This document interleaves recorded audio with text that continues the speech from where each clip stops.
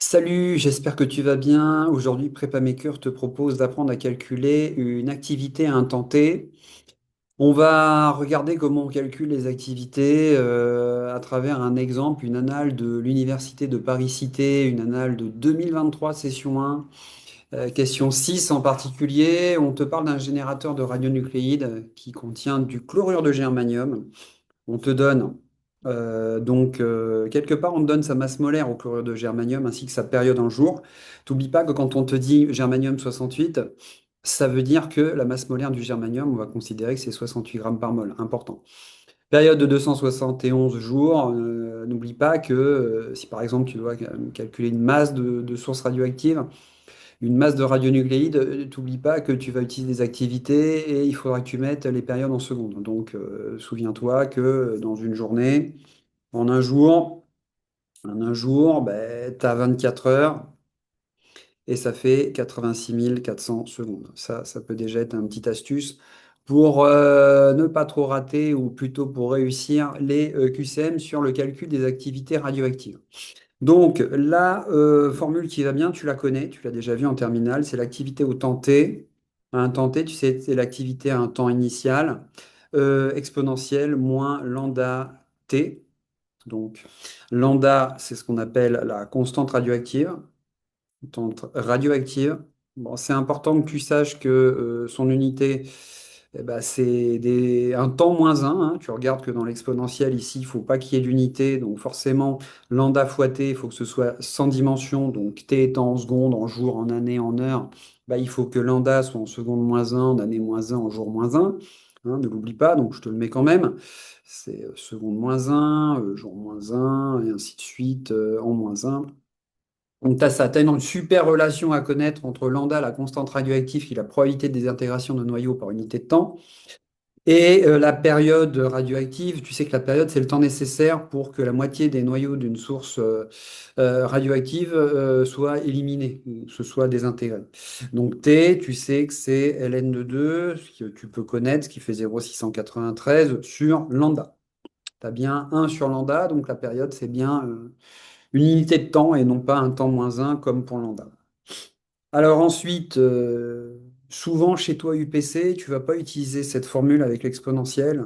Ou alors, si tu utilises cette formule, c'est que dans l'énoncé, on t'aura donné la constante radioactive. Auquel cas, tu l'utiliseras facilement puisque tu as la calculette. Mais généralement, tu vas plutôt partir sur l'autre formule qui est issue de la première. Donc, tu as A de t qui est égal à A0 exponentielle moins lambda t. Tu sais que lambda, c'est, alors je ne te l'ai pas écrit ici, mais lambda, c'est ln de 2 sur t, donc ça te fait A0 exponentielle moins ln de 2 sur tt. Ça peut se réécrire A0 exponentielle ln de 2 moins t puissance t. T'oublies pas, en physique, les majuscules, c'est toujours des constantes, hein. Donc t, c'est le temps que tu cherches, qui est une variable, et t, ben, c'est la période radioactive de l'élément que tu considères ici. On s'intéresse au germanium. N'oublie pas que le germanium, donc ici le germanium, alors j'ai pas fini parce que exponentielle d'ln de 2, bon tu le sais, ça fait 2, donc à 0, 2 puissance moins t, t. Donc ça, c'est l'activité au temps t. Je parlais du germanium, la période du germanium, tu sais que dans cet énoncé, ça, elle t'est donnée, ça fait 271 jours. Ça, c'est OK. Qu'est-ce que je voulais te dire? Oui, souvent, tu vas essayer de regarder si le temps qui t'est proposé d'attendre, par exemple, pour voir la décroissance radioactive est un multiple de la période. Donc, par exemple, tu dois aussi connaître cette fameuse formule que tu sais que l'activité pour un temps qui est un multiple de la période radioactive, ça s'écrit comme je viens de l'écrire à 0 2 puissance nt sur t, donc ça te fait A0 2 puissance moins n, et ça te fait A0 sur 2 puissance n. Donc hyper important que tu aies ça en tête quand tu fais ces calculs.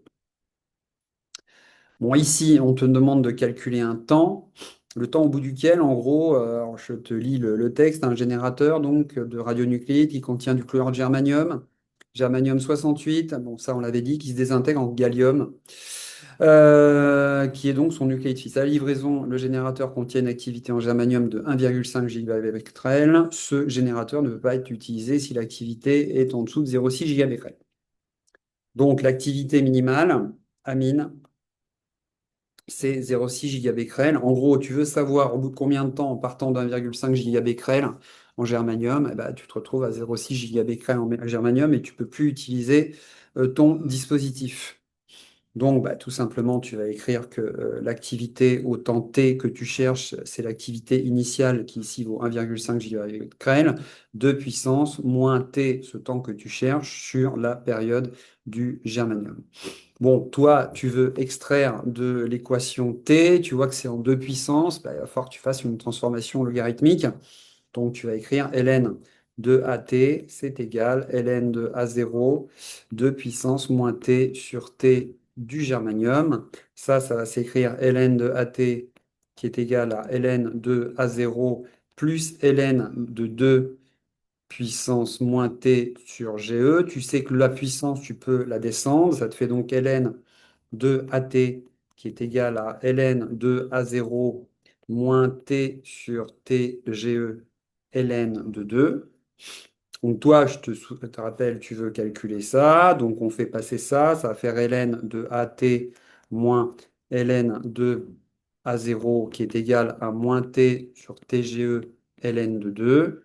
Tu te rappelles que ln de A moins ln de B, c'est égal à ln de A sur B. Donc tu vas avoir ln de A au temps T sur A0 qui est égal à moins T TGE ln de 2. Donc, tu vas avoir T qui va être égal à TGE, ln, alors il y a un moins, tu fais attention, ln de AT sur A0, le tout divisé par ln de 2. Donc T, si tu fais l'application numérique, ça te fait T qui est égal à moins TGE, c'est-à-dire 271, divisé par ln de 2, fois le ln de l'activité au temps T 0,6 sur 1,5. Et ça, si tu fais le calcul, ça te fait environ 358 jours. Et donc, c'est la proposition C. Voilà, j'espère que tu as bien compris ce qu'on a fait aujourd'hui. Important de savoir calculer l'activité à un temps T donné. Je te remercie d'avoir suivi cette correction sur PrépaMaker. N'hésite pas à t'abonner à notre chaîne. Plein d'autres vidéos vont arriver pour la biophysique du PC. Et je te souhaite une très bonne journée.